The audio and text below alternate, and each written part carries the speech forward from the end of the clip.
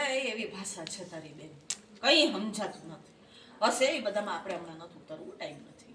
હા, હવે અત્યારે એક મહત્વની વાત, હું કહું એમ કરવાનું છે. જો તારા પપ્પાએ તને એટલા લાડ પ્રેમથી ઉછેરી છે ને, તો એમને હું કહે છે એમને તું પેલું ડેડા. હા, તો તારા ડેડાને અમારે બતાડવું રહ્યું ને કે અમે કાંઈ ઓછા નથી એમના કરતા.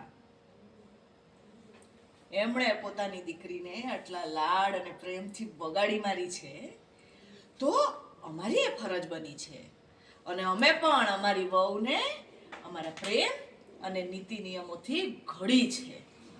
બરાબર ને? જા હવે જલ્દી તૈયાર થઈ જા સુરત નીકળવા હાટું. હા ને? ફટાફટ જા, ટાઈમ નથી. અને સાંભળ, અહીંયા હા, આ પત્ર લે. આ પત્ર ઘરે પહોંચતા વેત તારા ડેડાના હાથમાં આપી દેજે. બીજા કોઈ નાખતી નહીં, હા? યાદથી. Okay, done. ભાગો, ઊભી રહે. અહીંયા હા, શું છે?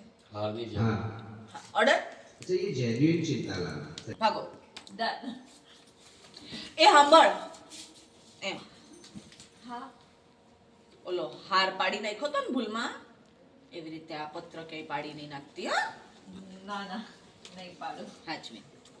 પણ આમાં લખ્યું છે શું? અરે તારા ડેડાએ મને પત્ર લખ્યો હતો ને, એનો જવાબ છે. જવાબ તો આપવો પડે ને બેટા. મોટા લોકોની વાતો છે, તાર નો વંચાય વાંચતી નહીં. ડેડાને આપજે.